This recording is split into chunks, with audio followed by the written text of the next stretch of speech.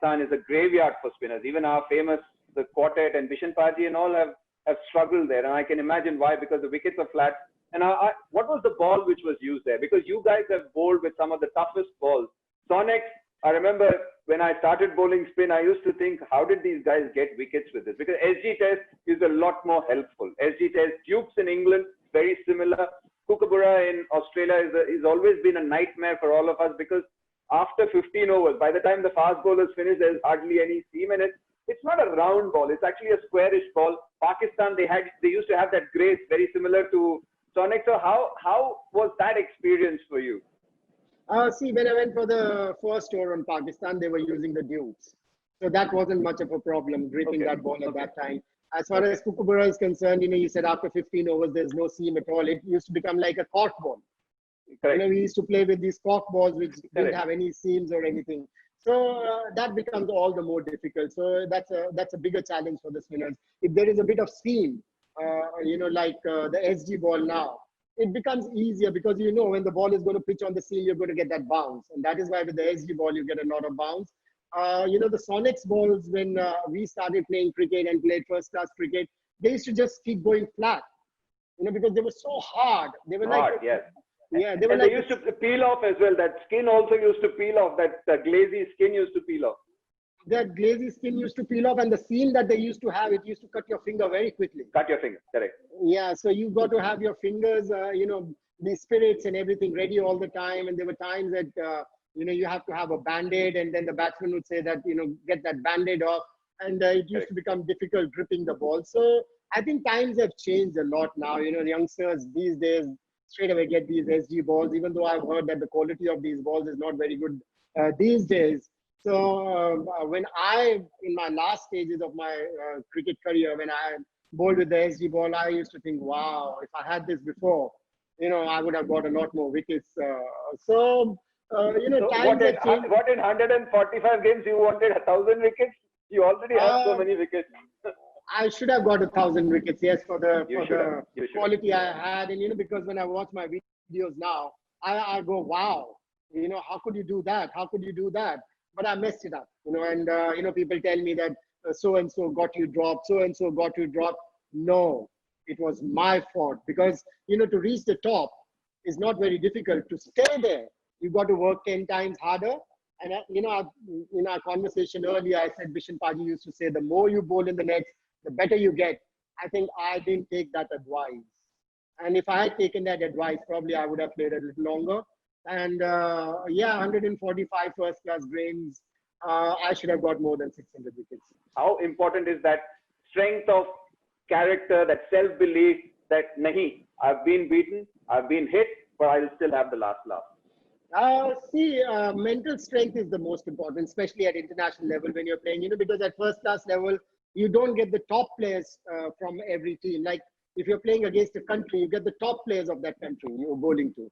So mental strength for international cricket to sustain there is very, very important, and that is why we've had the Sachin Tendulkars and the Rahul Dravids and Saurav Gangulis, Virendra Sehwag, Anil Kumble. These boys are mentally very, very strong. Virat Kohli now. I think it's very, very important to be mentally strong, and mental strength can be developed. And how it can be developed? That you work on your skill and keep getting that confidence. Because if you're confident from within, mentally you become strong. I think that's very, very important. And another thing that is very important is, playing mind games with the batsman. Yeah. And that depends on how you read a batsman on the day, because sometimes from a batsman's walk, you can realize that he's not very confident today. And, I can give a few examples, like, say Vivian Richards, when I bowled to him, and, I would bowl with a silly point short leg, and there was times I had to remove the silly point, because Bishan Paji taught me this, that you have to have the silly point all the time, which I don't believe in now. Because you've got to change with the time, you've got to change with the situation, and it's not always right to bowl with a silly point, and probably that's why you see the Ashwins or the Harbhajans or Anil Kumbles. They didn't have silly points all the time, but they still got wickets. Look at where they are. I think silly point is something which, when you have to play with the batsman's ego, you can have sometimes. Vivian Richards, You have a silly point for him. He used to get fidgety. He would want to hit you out of the ground. But you don't have to have it all the time. You have an open field or whatever, you have a slip, a gully, a short leg, and then, if he's defended you a couple of balls or if he's hit you for a six, put a silly point there so that, his ego gets hurt that, all right, I've hit him for a couple of sixes and he's got a silly point now. I'm going to hit him for a six again. So these are the kind of things that are very important. I think mental games are very important. I remember one. Absolutely. In Chennai.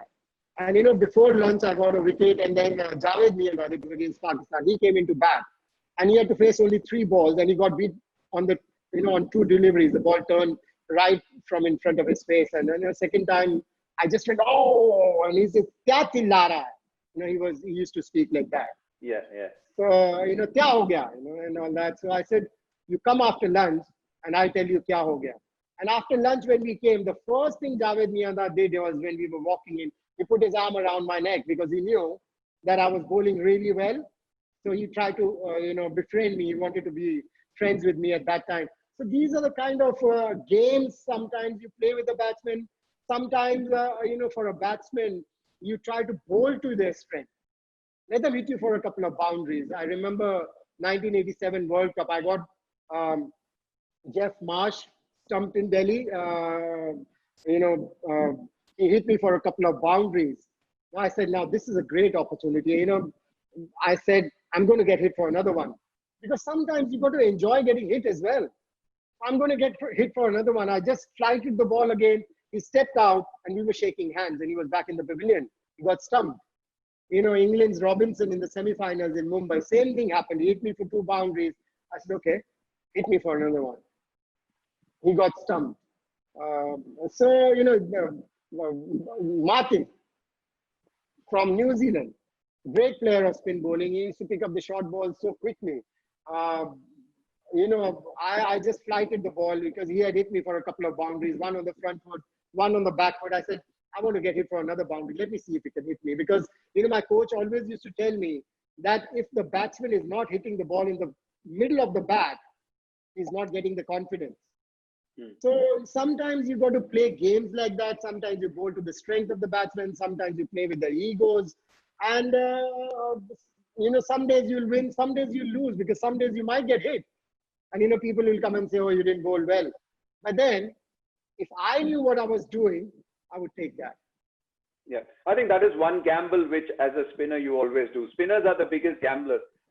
Possibly that's why you're called artists. And how important is creating theatre around the batsman? Like you mentioned, silly point, playing with the ego, but also people around you, the guys fielding for you at silly point, short leg, the keeper and the slip. How important is it for them to create a theatre as if something is happening when that is not? I think Shane Warne was a master of it. Shane Warne did it brilliantly, much better than many others because of the kind of hype he created around himself. But how important is it for the set of fielders as well for you to do that for you when something is not happening or even when something is happening? How important is that?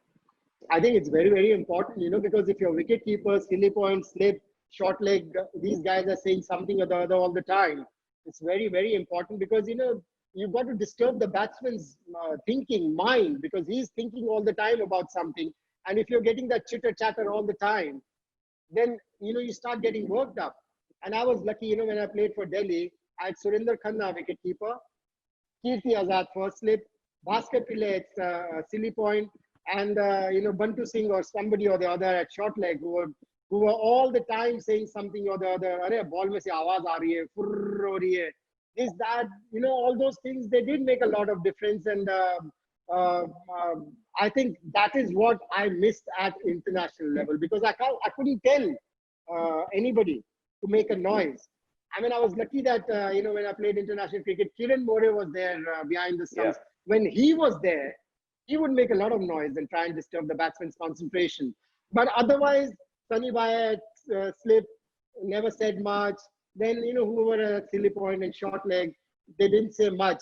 And that used to make sense. When I was bowling for Delhi, my confidence always used to be so high because these guys were all the time saying something or the other with which your confidence is going high.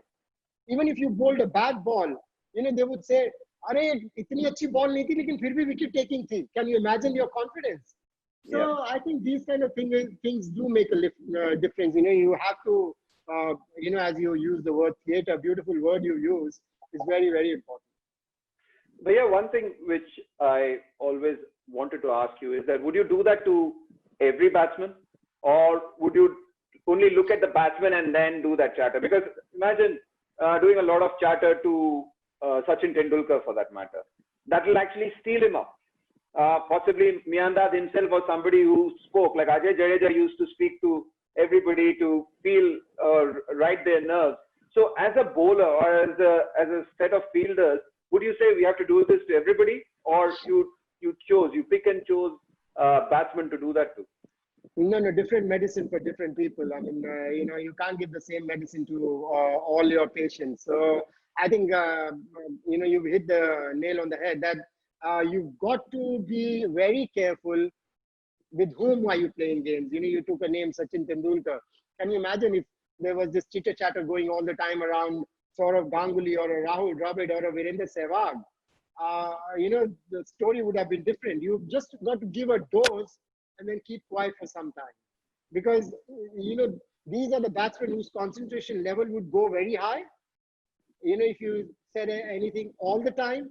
As far as Javed Miandad was concerned, he was somebody who would have got disturbed if you're saying something or the other all the time, because you know when he was batting, he would be singing songs or he would be saying things to the bowler to try and disturb their confidence, disturb their concentration. So that means that if you did that to him, then it would disturb his confidence or concentration. Rahul Dravid's or Sachin Tendulkar's or Saurav Ganguly's, they didn't say much. So if you said too much to them, they, you know, in their minds, they were so strong, they would say, all right, I'm now. Yeah. And it would become difficult for you then to go to that. Correct, exactly. And this was another thing which I wanted to bring up. What is the legend you've heard about yourself? You use the word "frrr" karke aati thi, and that is one thing I've always been told. And the reason why I say this is your sieve used to present itself beautifully with the way you wanted to spin it. So once that happens, you can hear it for the first 2 feet, that fur. But the silly point and short leg can't hear it, because if it's a scrambled seam, then it makes a lot more noise because of the resistance. But when it's coming with the seam on, how can it make that noise? Was that a legend which people created about you? No, I think it did happen actually, because you know, I was always told by my silly point and short leg fielders that आवाज आ रही है, you know, because I used to say that मेरे को बताते रहना आवाज आ रही है, that means I'm giving enough reps to the ball. And if it is not coming, that means my fingers are tired or my shoulder is tired and I'm not putting in enough effort. So that teamwork we had, which used to make a lot of difference. I mean, if I knew that noise is coming, that means I'm giving enough reps to the ball, which was very, very important to deceive the batsman. So I'm sure it was happening. Maninder, you are possibly that one bowler. You spoke about the swerve, I call it the drift or whatever. The ball actually used to be like a banana. And that is what I remember from as a young kid, watching that banana. And I used to wonder, he's not a fast bowler. Why does the ball swing? I had no idea about swing or spin at that point of time. As a kid watching, so was that something which was very natural all the time? You said that your hand used to come so upright. In spite of that, your ball used to literally, I've not seen that kind of drift anywhere. Even the ball pitching and hitting the base of the net when you used to bowl single wicket out. I remember watching at National Stadium. Was that something which you always had, or you had to work at it? I think that was always there. And I think the reason for that, I believe, is because I've seen a lot of spinners having the shiny side inside the hand and bowling. Yeah. But I used to have the rough side inside. Correct. Same here. All your teeth. That is why you got the swerve, because that's reverse swing. You know, when you're trying to reverse swing the ball, you're shining one side and the other one you're not saying anything to it. So it keeps becoming rougher. And that is why that swerve used to be there, which a lot of people didn't realize. Because everybody I heard and every coach I heard, they used to say that you got to have the shiny side inside. But I was more comfortable with having the rough side inside my palm. And that is why the ball used to swerve and deceive the batsman. So these are the things which I always tell a spinner now also, and at that time when I was playing also, because whenever anybody asked, I remember in 1986 when I was bowling in England and I was getting that swerve, there used to be these young spinners in the nets, they used to ask me, they were playing first class cricket, but they used to ask me that, how are you getting that swerve? So I used to ask them one thing, just show me your grip. And they used to have the shiny side inside. So I used to tell them, have the rough side inside and try and do it. And they started getting that swerve.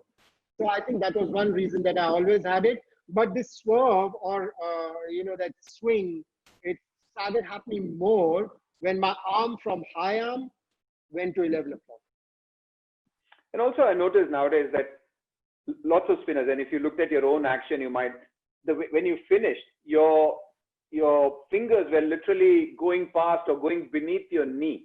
Whereas so many other spinners, when they finish, they are at their hips, which means that the body isn't going forward, and you don't have that, all that you've built with your run up and with the body action, it's not going forward. Is that something which you're constantly trying to look for in a spinner, trying to tell them, let it go, let it go? It's very important. I think body going behind the ball is very, very important. And, I sometimes hear some of the coaches, they say, tuck your elbow. And I believe that you should let your arm go. Correct. Let your arm go forward so that you can get that body behind the ball. And only then can, you get that, what you're talking about, your arm coming from close to your knee and then going towards mid-on. I think that was very important. And I think that was because I was bowling on cemented pitches when I started playing cricket. So I had to put in a lot more effort. But these days, what's happening is, as we were talking about earlier, turning tracks. So you don't have to do much on those kind of tracks. You just keep bowling on one line where all your body is not coming into action and you're still getting wickets. I think that is one of the reasons now that you're getting spinners who are not putting all that effort. So bowling on harder tracks, bowling on cemented pitches probably helped me to have that action, that kind of body behind the ball. Another gift from you was the importance of the non-bowling arm, the lead arm. Can you talk through it? Why were you so particular about the non-bowling arm? Again, I want people to hear it from you. And also, how much or what kind of a role it plays? How important is that control over that non-bowling arm? I think it's very, very important, because what happens is the gear of the car.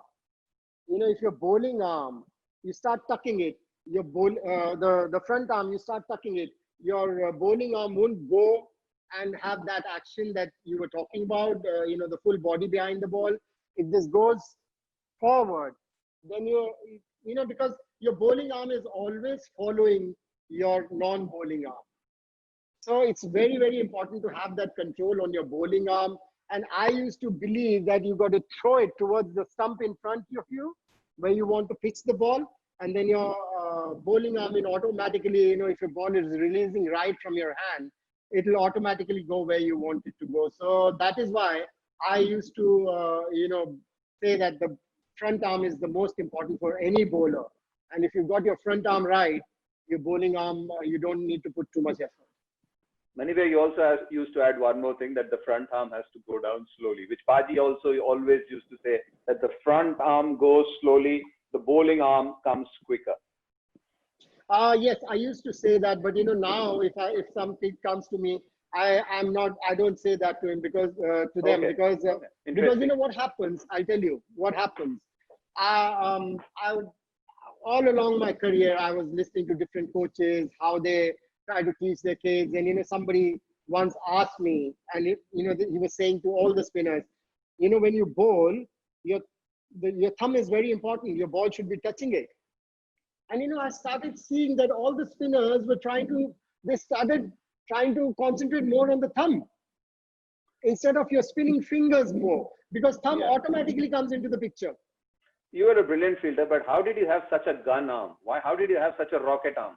How did you develop that? Is it because of all the push-ups you did, or just naturally strong? I think it was naturally because, I remember when I was 15 and practicing with the Delhi Ranji Trophy team, and Bishan Paji told me, flat jani chahiye throw. And then from there, I started strengthening my shoulders, because to do that, you have to have strong shoulders. And then Chandu Bode sir told me one thing which I picked up, because normally people will throw from the side arm. Chandu Bode sir said that if you throw from there, you will have lesser injuries. And I started doing that. So I did a few things because of which probably I had that throw that however big the ground was, it used to go parallel and it used to go into the wicketkeeper's hands, because I practiced that a lot as well. Anyway, earlier part of the conversation, you mentioned how you took care of your body in trying to get strong. But do you feel that ideology has changed, because players play a lot of cricket now, spinners play a lot of cricket? I've always been told never do gym, otherwise Bishan Paji used to hug you and say, ye wings ban rahe hain, ye nahi hone chahiye, it won't be good for. But do you feel that with the amount of cricket being played and just the theory that unless and until you lift too heavy weights, you don't bulk up? So would you still say that you only do natural body weight exercises as a spinner?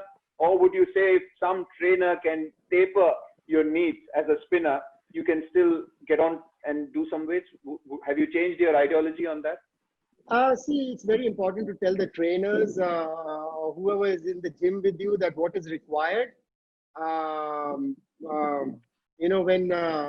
for a spinner, what does a spinner need? What strength does a spinner need? It is very, very important to let these trainers know that this is what I want. This is the strength I want in the spinner, because it's very important to have the body supple. Spinner's body has to be very, very supple. Because if you're stiff, then then everything is going to become stiff, and you won't be able to deliver the ball. It won't, that release, which is very important, is not going to be there.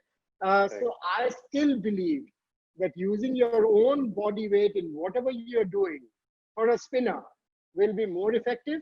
But if somebody could tell, a trainer that this is the action of this bowler, now according to this action, strengthen their muscles, and then you stand there and see whether he's doing the right thing, then it's fine. But it's got to be very, very light if you're in the gym.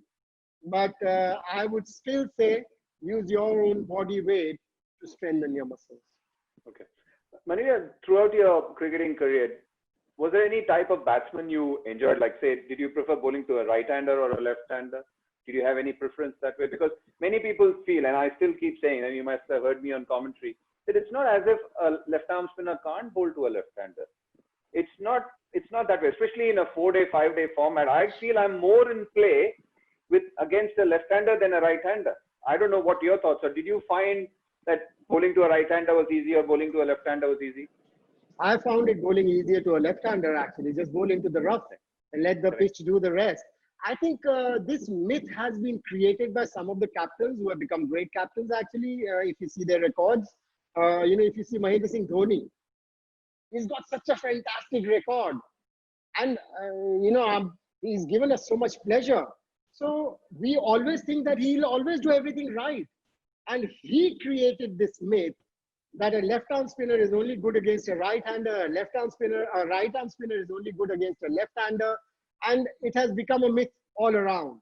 You see all the captains doing that now, which I think is wrong. Somebody someday will have to come and tell the boys or the captains that this is a wrong myth that has been created. Let's change it. But then at the minute, what has happened is Dhoni has been such, so good for India. He's given us so much happiness. He has had so many positive results that we think he's doing everything right.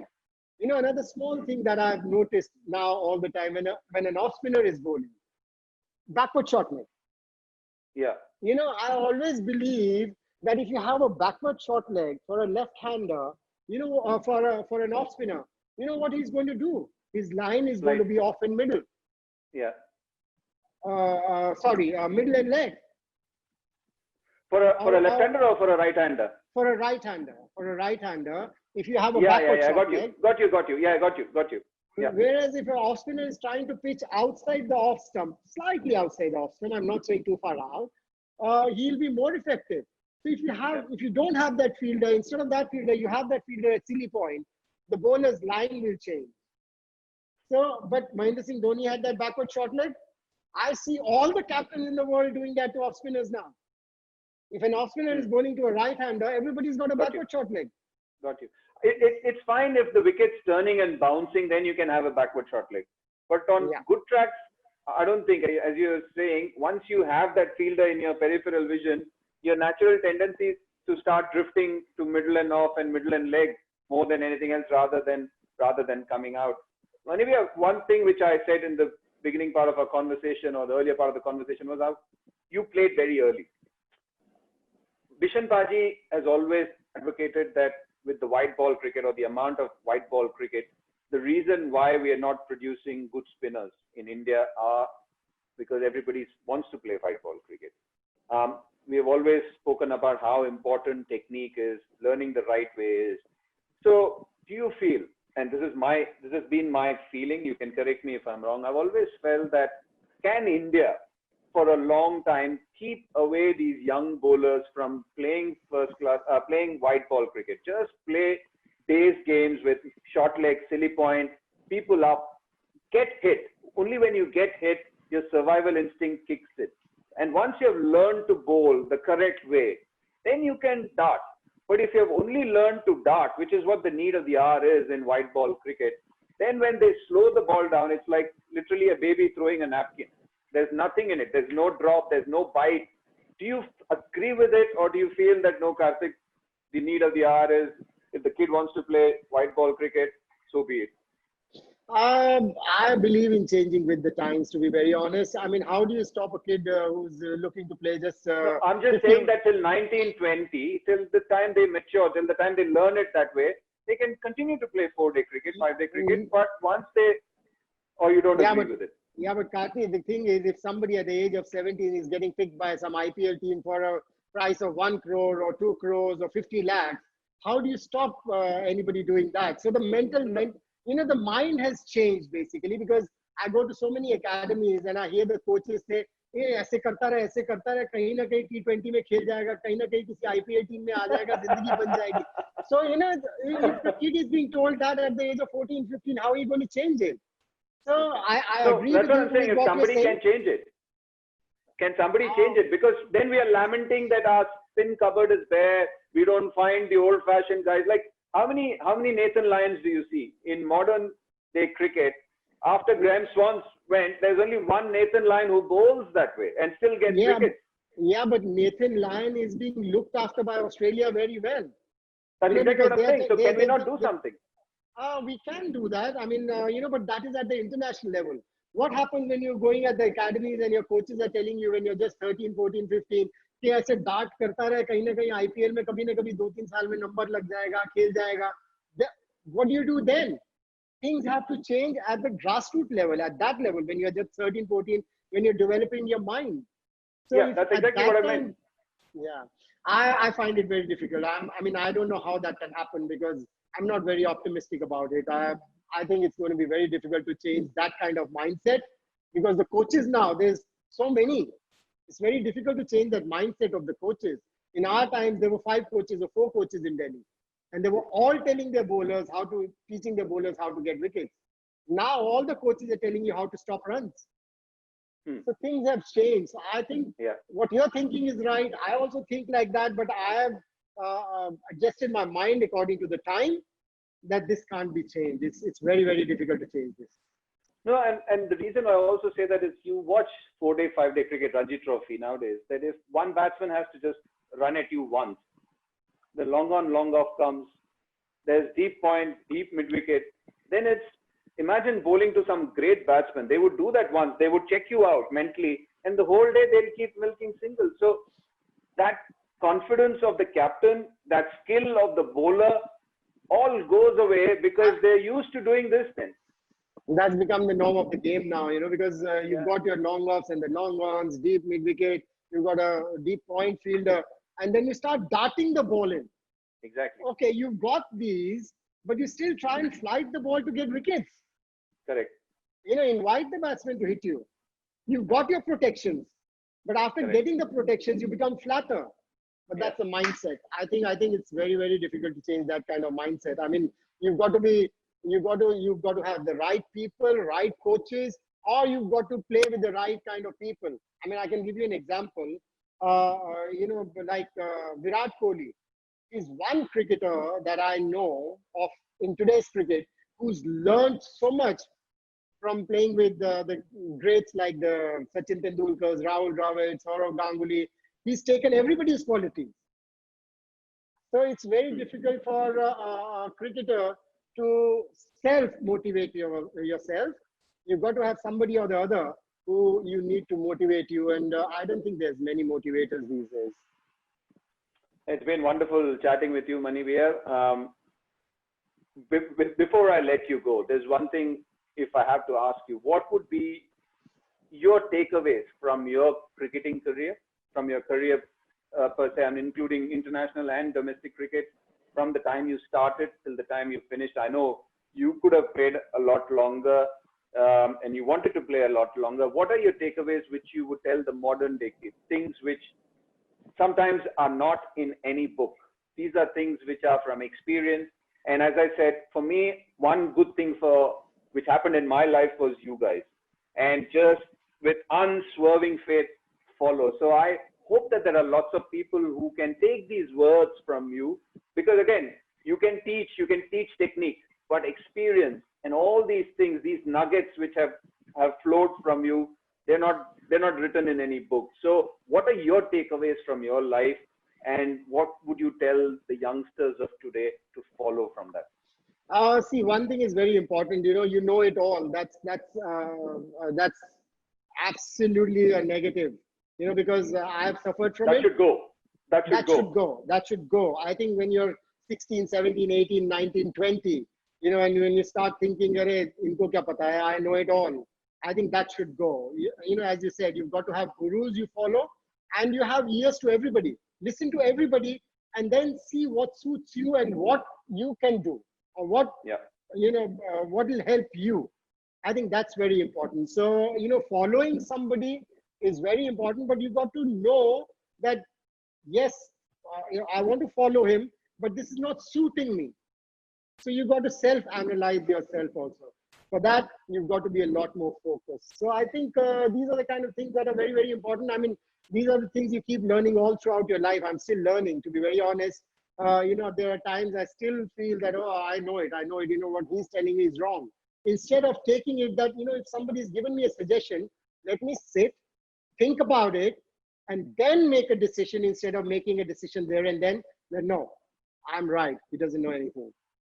So take suggestions, take them in, but do what suits you. It's been wonderful, Maninder. Again, as I said, thanks once again. And thanks for kickstarting Spin Talks. It's been an absolute pleasure. Thank you, and wish you all the best. I hope this really succeeds, because I'm sure this is going to help a lot of youngsters. Thank you, Maninder. Thank you very much.